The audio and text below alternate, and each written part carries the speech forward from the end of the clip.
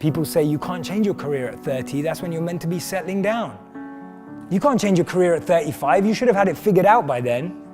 Oh my God, you're not married at 38? What the hell are you doing with your life? Who comes up with this stuff? I have no idea. But this stuff plagues so many people that I speak to. So many people open up to me and say, Jay, I just don't know how to change. Is it possible? What do you think this guy was before he became who he is? He used to be a PE teacher, right? Sports teacher at a high school. How about her? She was a telemarketer for 2 weeks. How about her? She applied to be a funeral director. It's incredible. What happens in society is that we're clouded by the noise of family expectations, the noise of our parents, the noise of our brothers and sisters' expectations. I grew up in a family where you could either be a doctor, a lawyer, or a failure, right? Those were my 3 options. Anything else would just count me as a failure. I would have failed. So basically I failed, right? I'm standing up here in front of you all as a failure. I lived as a monk for 3 years. I committed career suicide. I turned down 2 amazing corporate job offers when I graduated from business school. I shaved my hair, I wore robes, and lived out of a gym locker for 3 years. And I did that because I thought I was going to do something meaningful, help impact the world. And it was one of the best experiences of my life. But more than becoming a monk, what that trained me to do was drop out with the rules. People told me, if you come back in 3 years, you'll never get a job. They told me, if you become a monk, people are going to think you're weird forever. No girl's ever going to talk to you. People told me, they were like, well, when you come back to real life, like, will you even be able to talk English? Like, people were just really weirded out. I'm just like, okay, I think monks speak English. And there was so much different noise that I was hearing when I made that decision.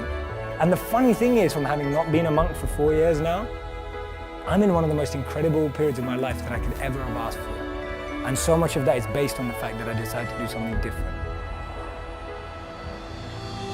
So many of the times our expectations are driving us in a certain scenario. We focus so much on life in what we want to be as opposed to who we want to be. Because we've always been told that life and jobs and careers are like boxes and containers. There's only a finite number of options. There is no formula, there is no pattern. If you know what you're passionate about, if you know what you're good at, and you invest in that. People say follow your passions, I say forget that, invest in your passions. If you're passionate about something, go and become the best at it. Go and do a course on it. Go and learn from the best. Go and find a mentor who's going to make you incredible at that trait. Not only will you be criticized and grow, you'll be able to find new things about yourself that you never knew. Don't trade who you are for who you think the world needs, because the world needs you to be you, and I mean that.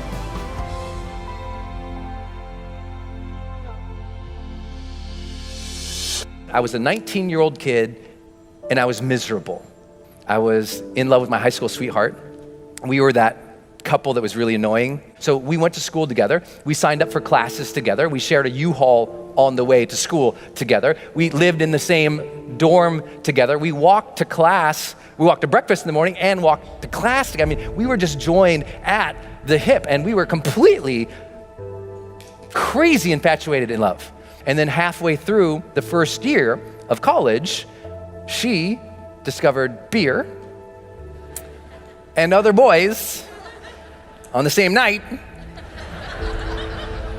and she cheated. I completely fell apart. I stopped going to class. I barely ate anything, certainly nothing healthy. I stopped studying. I just stopped caring about the world. Literally couldn't get out of bed. And I never thought about it until years later. Reading changed my life, because I was still reading. It was one thing that's brought me through everything. And I happened to pick up the school newspaper, and I opened it up, and there was this full-page ad. It was this perfect white sandy beach, turquoise water, big green palm tree. And across the top of the ad, it said, escape. Students needed for summertime jobs in the Dominican Republic. So I escaped. I went down there, and one night, my friend Kevin and I, we hopped into a car after dropping off a client. So we're going down this road, 85 miles an hour in this car, and the windows were open and that air was coming in. That amazing humid, if you've been in the Caribbean, that just gorgeous, amazing humid air is coming in. And then we came upon a corner. We take that corner 85 miles an hour, and that corner became the turning point that put my feet on this stage for you today. Kevin grabs the wheel, he goes, hold on, and I brace. And the car starts sliding sideways. And that weird slow motion thing happens. Kevin's gripping the wheel, trying to make the corner. And all of a sudden, smack. When I came to, I looked over and Kevin is screaming at the top of his lungs, "Get out of the car, Brendan, get out of the car." And I look over and a whole big chunk of his head is open. So I pull myself out of the windshield of this car and he's screaming over here, and I stand up eventually on the hood of the car and I look and I notice all this blood on me. And I remember just looking down and that slow motion thing's happening. I just thought, did I even matter? And I start seeing all these images of my life when I'm surrounded by people that I care for. There's a cake in front of me. Here's my friends singing. My mom leading them in that goofy song. There's my sister, just swinging and smiling right next to me. And it makes you wonder, did I love? Did I love openly and honestly and completely? Or did I hold back because that one time I got hurt?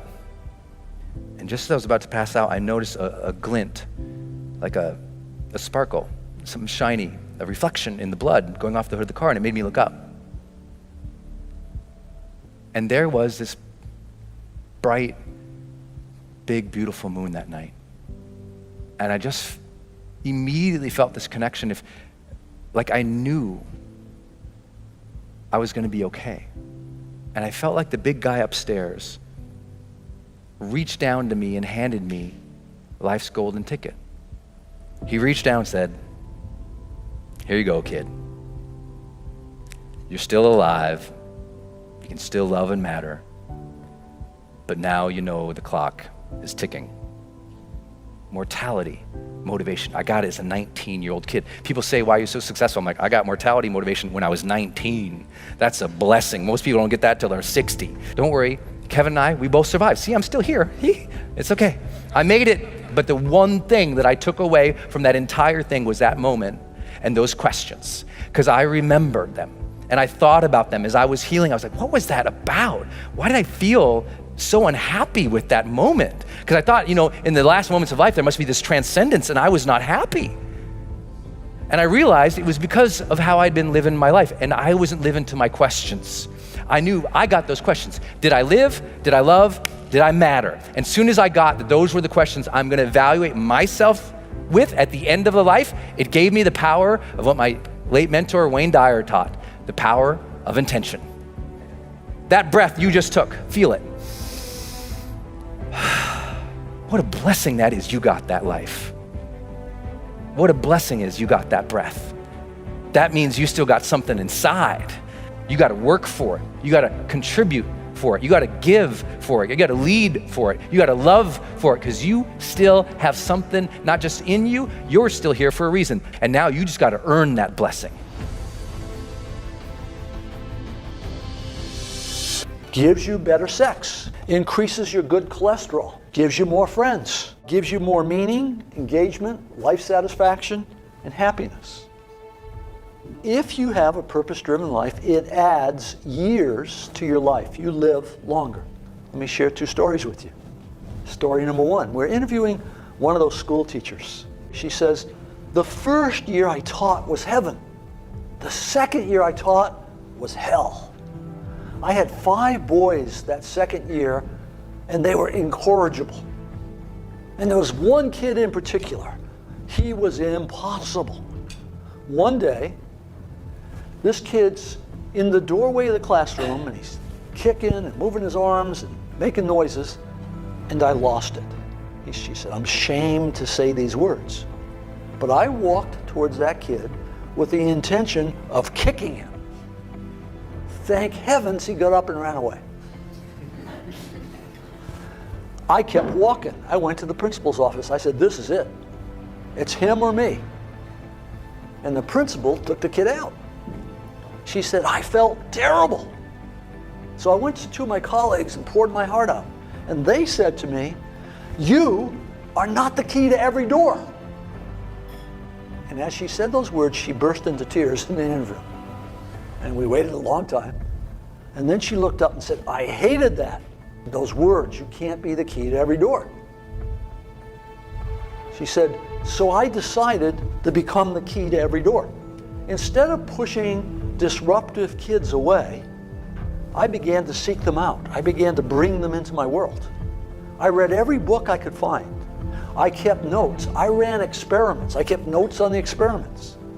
And then she kind of pulled herself up and said, today, I am the key to every door. When there's a disruptive, troubled kid in the school, they say, give her to Miss So-and-so. She seems to know what to do with them. That's a profoundly important story. It's a story of transformative learning. When I have a higher purpose, I find the energy and the courage to go outside my comfort zone. Now, the second story is a lot closer to home. I once had a daughter. She was single. She was living in Washington, D.C. She had reached that point in life where she said, there's not a good man left on the earth. And then she found one, and she got really excited. Relationship grew. And then one day our phone rang. She's talking to her mother, and I know what's going on. This guy just dumped her. This daughter is the firstborn child. Many firstborn children share a common characteristic. If they're miserable, they want you to be miserable too. Okay? And she said, I'm coming home this weekend. I thought, oh, no. Her mother hangs up and says, you're the father, you go to the airport and pick her up. So the next day I go pick her up. She gets in the car and she doesn't say, hello, how are you? She says, that no good, dirty, da-da-da-da-da. 5 minutes later, she takes a breath. And I said, are you problem solving or purpose finding? We're finally pulling in the driveway. She takes another breath. I say it again. She says, what are you talking about? And she said, this is the real world. I said, well, I think it applies to the real world. By then we're in the house. I pull out a sheet of paper out of my file, and it says, Robert Quinn, life statement. She looks at it, and then she grows kind of quiet. And she looks up and says, when you feel bad, you read this? I said, no. When I feel bad, I rewrite it. It's been rewritten hundreds of times. She said, yeah, I can hardly understand some of this stuff. I said, yeah, it's written to a customized audience, one person. Then the first miracle happened. She said, do you think I could write one of these? And I said, I'm sure you can. She went in the bedroom.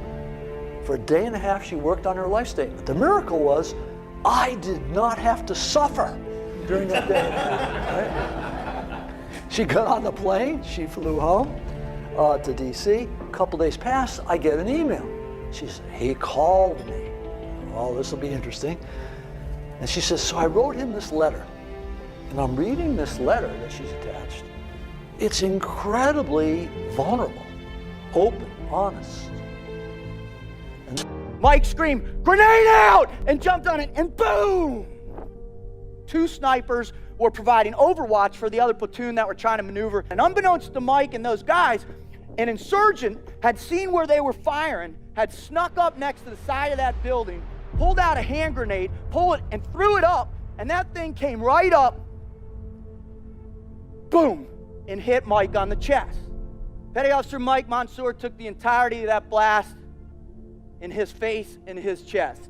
He lasted for another 35 minutes before he passed away on the medevac bird out. The kicker to this story is there was a stairwell right next to him. And all he had to do was jump down that stairwell to save his own life, but he didn't.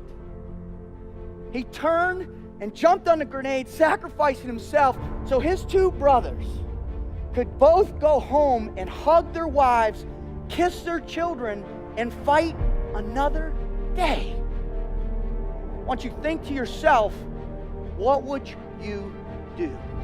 For 70 years, United States Navy SEAL team, we've been pushing the envelope. We've been setting the bar. We've been setting the standard for what the team life is and how you should live. Are you really committed to yourself physically? Because we all know when the going gets tough, the more in shape, the more focused you are on what you eat and what you consume, the better you are. I spent 15 months in the frigid waters of the Pacific Ocean, to the mountains of Afghanistan on 7 different occasions, and to the shores of Haiti doing missionary work with my church.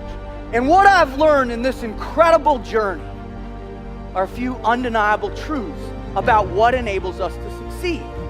Now, truth number one is you got fear in your heart always, and you can't defeat it.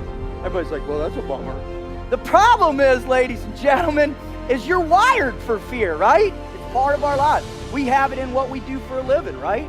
You talk about fear in your lives and your personal lives with your family. Folks, we've got fear, period. So what you have to learn to do is embrace it. Truth one.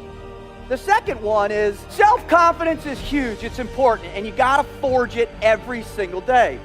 The third one is you got to live with purpose. If you don't have purpose in your life, you don't have momentum. You don't have anything driving you forward, anything pulling you out of bed every single day. And the last one, and the one I learned that left an indelible mark not only in my heart but in my soul on those beaches across the street over there, is nobody does it alone. There's not a single person in this whole room right now that can raise their hand and say, you know what, Rut, I've done it by myself. Not a single person out there has helped me, not a one. We all need help. So as a result of that, you have to recognize that you have to live what I call a team. You have to be 100% focused that everything you think about, everything you do is with someone else, is with a team. Amen, right? We've been giving everything we are to our communities, to our families, to our children. But more importantly, we're willing to give everything we are and potentially everything we will ever be for the man that's next to us. This is the team life. This is what my mission here is today, is to help you understand this standard, to help you redefine your understanding of what that mission might look like for you. Are you working on it? Are you working on it right now? Did you work on it today? Are you going to go work on it tonight? Because I tell you, with those three things, you're on the road to commitment. I've worked with every kind of person there is on this planet. We all bleed red. What I care about is there's something that gets you out of bed every morning. There's something that you have faith in that's bigger than yourself. There's something that you're willing to sacrifice for another human being. That's powerful.